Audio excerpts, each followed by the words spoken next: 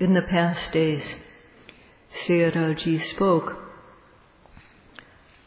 about how jhana is used to make one's mentality, to make one's mind good. If the mind possesses the jhanic factors, then they overcome the obstacles to concentration, the nivaranas. The nivaranas prevent wholesomeness. They defile the mind and they weaken knowledge. So Sayadaw spoke about how the jhanic factors dispel the nivaranas, how the nivaranas, the obstacles to all wholesomeness, are calmed by the practice of satipatthana. First of all, these nivaranas, they are like our internal enemies. They ruin one's morality by being part of making bad actions. So when satipatthana is not present, the nivaranas weaken one's knowledge, they weaken one's sila. And the Buddha spoke about this in the Satipatthana Vagga of the Anguttara Nikaya, and Sayadaw would like to speak about this tonight. So this sutta by the Buddha is called Sekha Dubbala. Sekha means training. The trainings are that which make our physical, verbal, and mental behavior pure. They make our behavior elevated, better. So no one wants to have a low status in life. But what is it that makes our life low and base? Most people don't think about this.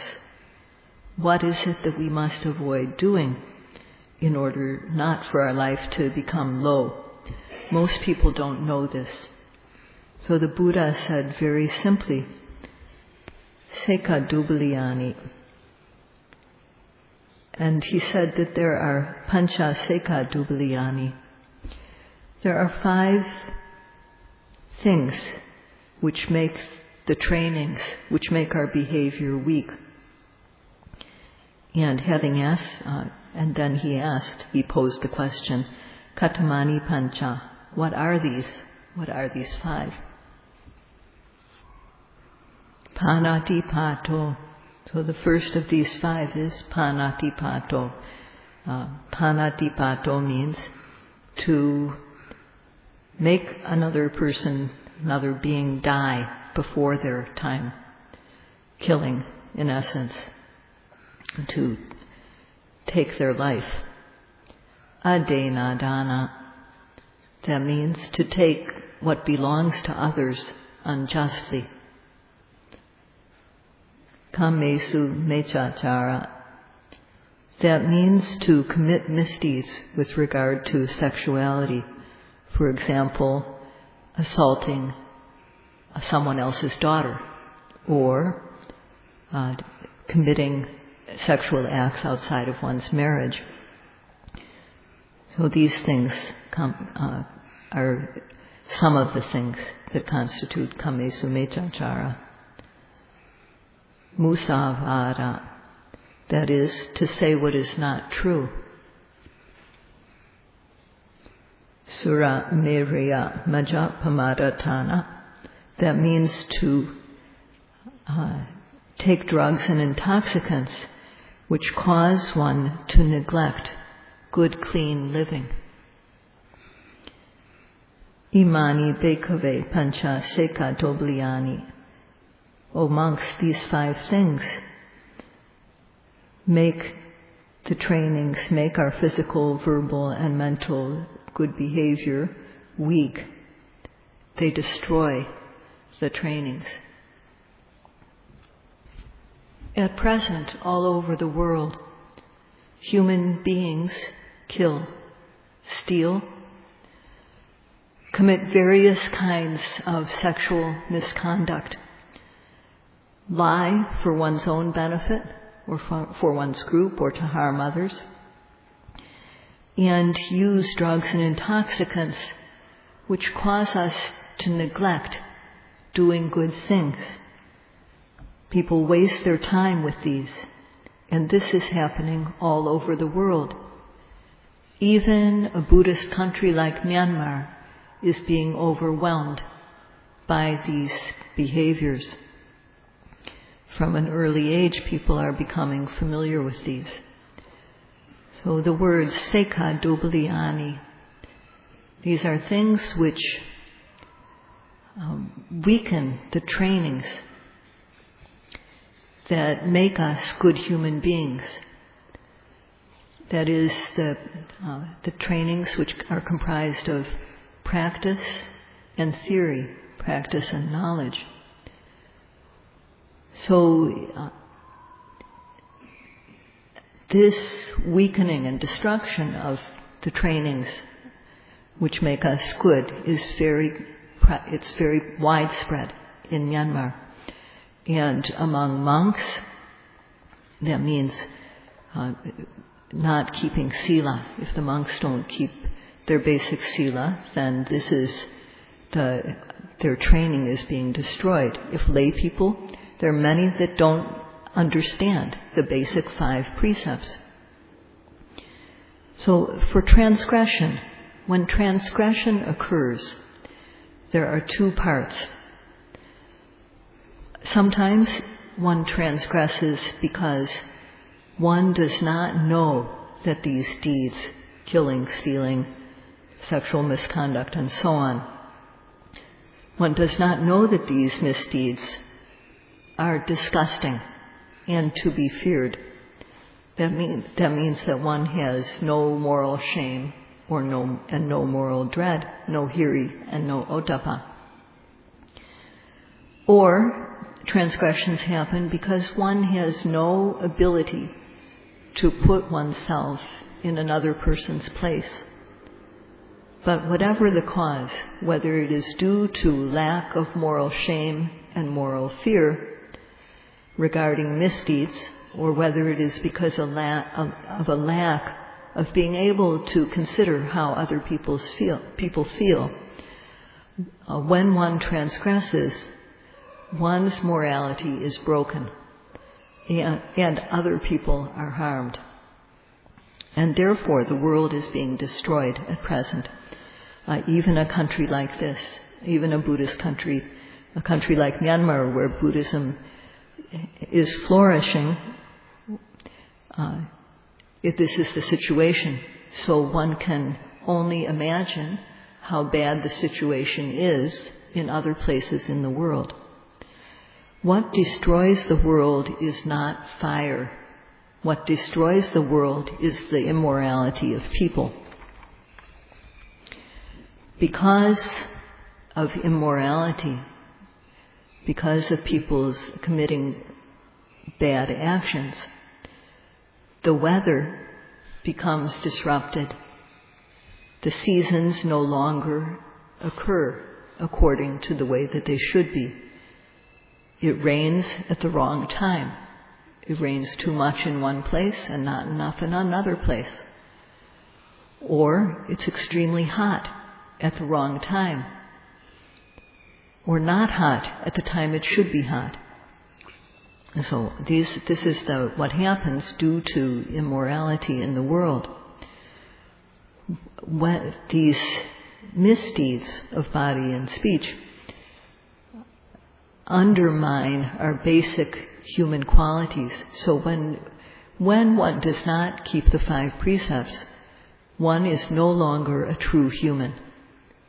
And if a monk no longer keeps the vinaya of a monk, he is no longer a true monk. In fact, one becomes a bad monk. One becomes a bad human being. So, how to prevent misdeeds, how to avoid doing them, and how to dispel these tendencies which weaken our behavior. Most people do not search for a method. Many people just go along, committing misdeeds. The Buddha taught, in a very simple way, a method for preventing these misdeeds and for dispelling these misdeeds. And there are either 5 or 4 methods. Every human being on this earth should have knowledge and should have the ability to put oneself into another person's place and consider how they feel. And if one can do that,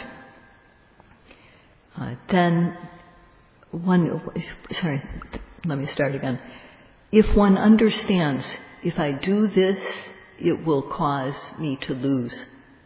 It will cause me to lose, have a loss. And if I do that, on the other hand, it will bring benefit. It will cause my prosperity. Knowing this, one will avoid what brings about one's own ruin, and one will do what makes one prosperous. If one transgresses, if one does things which should be avoided, which bring about one's ruin, either because of not having any moral shame and moral fear, or because of not having any sympathetic feeling for others, then one becomes cruel. And it follows that when one has a cruel nature, if one is harmed at any point, one will have no patience, one will retaliate. So by one's misdeeds, other people are harmed, and oneself one becomes inhuman. So all beings on the world, all humans on this earth are human. But there is a lot of killing, a lot of stealing, a lot of adultery and other misdeeds, rape and incest, lying, use of drugs. And because of these deeds, these misdeeds, although a person may be human in form, they have the mind of an animal, and therefore the world is burning. Knowing this, one should search for a method to prevent these misdeeds from happening before they happen. One should search for a way to avoid doing wrong and search for a way to eliminate the tendency to do wrong altogether. Other religions have no real way of dealing with these problems. The Buddha gave a way. He said, Ime sanko panabekwe, penchanang sekadubliyanang pahanaya chataro satipatthana bhavetaba. That means that for dispelling and eliminating these things which make the trainings weak and destroy the trainings, one should develop the 4 practices of satipatthana. Human beings should examine what are the deeds which make one to be inhuman, and one should then search for a way to prevent these from happening.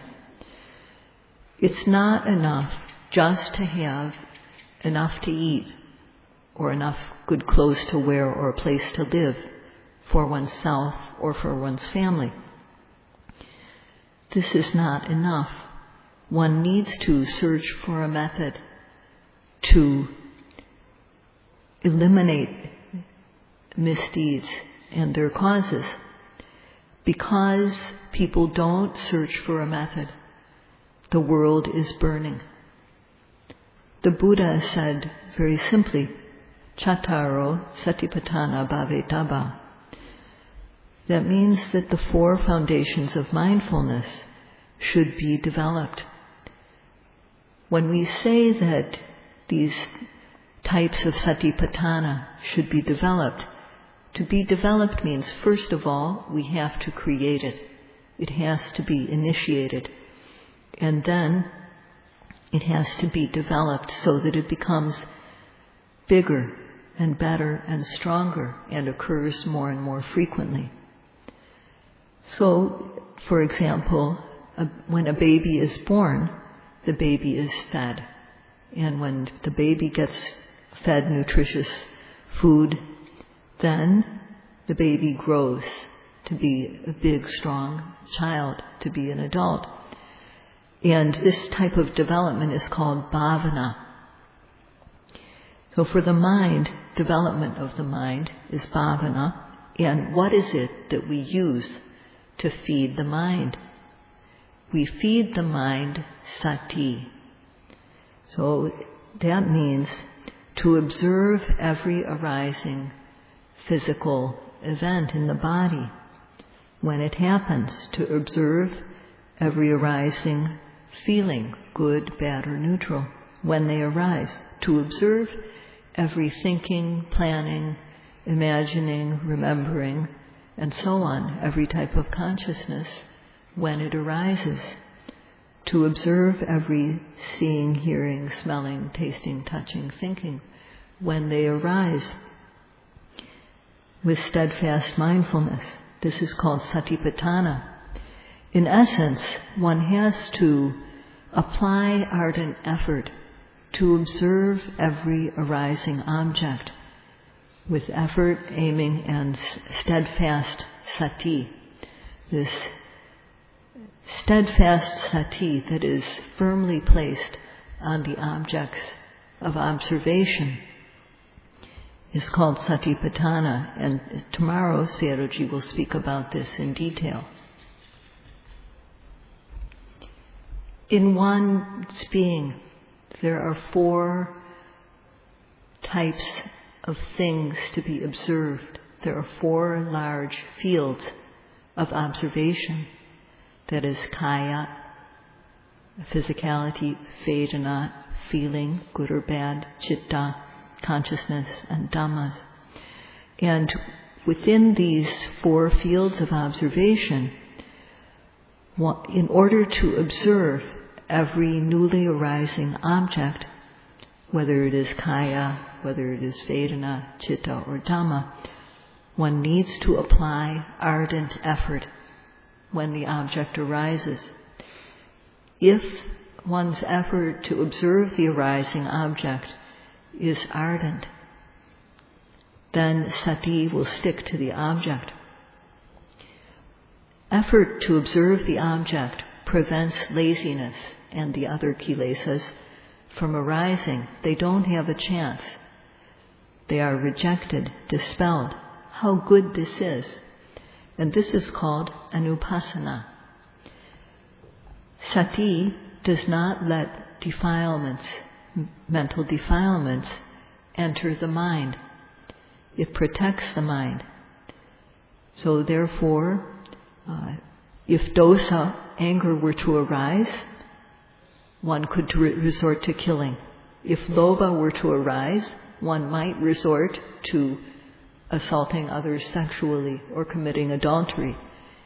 If one were to be deluded, then one might resort to drugs. But these qualities do not occur in the mind. They are prevented from entering the mind, and therefore not even in one's mind does one transgress. Therefore there's no physical or verbal misdeeds happening because of the presence of sati. And the mind falls collectively on the object. Therefore the mind isn't running anywhere. It's quiet and calm. And therefore the nivaranas do not have a chance to arise, these obstacles to kusala. And later on, when knowledge develops with virya, sati, samadhi, and panya. For one who works respectfully doing the practice of satipatthana, these 4 qualities are being developed one moment after another. Virya, sati, samadhi, and panya. The Buddha said that one should develop these. For those who practice satipatthana, if the jhanic factors are present, then with ardent effort to observe the object, steadfast sati, collectedness of mind, and knowledge arising, there is no way that one will turn to killing or stealing or sexual misdeeds, use of drugs or lying. When these 5 jhanic factors occur, how good it is. So if one believes in this and has the desire to gain the results, this is the way to keep the 5 precepts, and one should keep the 5 precepts and also keep one's mind clean. So the Buddha said that it is very valuable just to have one moment of observation, because the observation of satipatthana pulls us out of the gravitational pull of the kilesas. Satipatthana, or the power of observation, makes us truly human, with a truly human mentality and a better than average human knowledge. And this is called bhavana. Most people are disgusted by feces, and one who doesn't avoid touching feces is not basically human, is not like a human. So one wouldn't want to touch feces. Most humans don't. And as far as touching a hot burning iron ball, well, people won't want to touch that because it burns. So out of fear of the damage it could do, one won't want to touch it. So these deeds, the misdeeds which harm oneself and others, are very coarse, very wild. And knowing this, knowing that they ruin our well-being, one avoids them with moral shame and moral fear. Shame and fear regarding the consequences. So these qualities are called hiri and ottappa. And when one has these 2 qualities, when one avoids misdeeds due to these qualities, one has the protection of these qualities. Hiri and ottappa protect us against the heat of transgressive kilesas. These qualities of moral shame and moral fear keep our own personal world from being destroyed. They make our physical and verbal behavior clean, pure, lovable, gentle, and they make our world bright. So for us to have a clean, bright world like this, the Buddha said to always have sati, to always guard the mind with vigilant mindfulness, to observe every arising object. So when one can observe every arising object with effort and mindfulness, then one won't have any thought about killing or about stealing. One won't have thoughts about committing adultery or about lying. One won't go to the extent of taking drugs or drinking. And thus one's world will become peaceful. With keeping the 5 precepts, one's world is very peaceful, and the internal enemies are being suppressed. They're being overcome. Therefore, dangers don't strike one. So, this is very beneficial to have the protection of the 5 precepts. They make us truly human. And when one has the ability to observe the arising object with effort, mindfulness, concentration, then one has a basically human mind. When knowledge develops, one has a better than average human mentality. For this to happen, one has to respect and cherish the practice. One has to work meticulously. One can't work lightly. One has to understand that it is very important to use one's time well. So if one approaches a kalyana metta, a good spiritual friend, to learn the method of practical satipatthana vipassana, those who practice it are keeping the 5 precepts as a minimum, and thus they are true human beings. And they are able to keep their mind truly human with the practice of samadhi, and to develop better than average human knowledge with the practice. If one one develops momentary peace, moment by moment, as in the practice.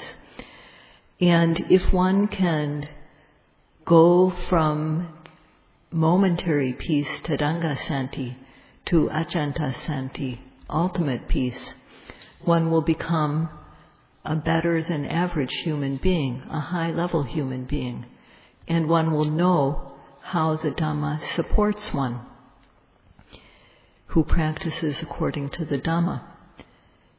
In the world there are various skills, various types of training, but no matter how skilled one may be, no matter how learned one may be, among people who are skilled and learned, there are many who are not truly human, who do not have a basically human mind, and who do not have better than average human knowledge. Although people may be wealthy, have everything materially that they need, there are many that are not truly human, without a human mind, mentality, without better than average human knowledge. Similarly, people may be very healthy, or they may be surrounded by family and friends. But if one is not truly human, with a human mentality, with better than human knowledge, then one's life has no real substance. If one practices satipatthana, one develops physical, verbal, and mental purity. And this is the true substance in one's life. This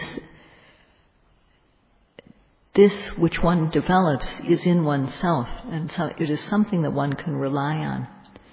The body is something that will die eventually, but one can develop this inner essence, this essential quality or substance, by using one's body and mind before it falls apart. So it's like people who go through the trash and pick out the valuable things. One can go through what other people have thrown away, what is just a hunk of junk, and pick out pieces that are valuable and make it into something good. One can find gold and other precious metals among what is thrown out. So similarly with the practice of satipatthana, in order to extract the gold of this body, out of this body and mind, which is only going to fall apart, eventually, before one gets old, before the body falls apart, one should practice. And Sayadaw hopes that all these yogis who have come to the 60-day retreat will be able to extract the value from their lives with the trainings of sila, the training of samadhi, the training of panya. May they be able to extract the gold from the trash in time. That's all for today.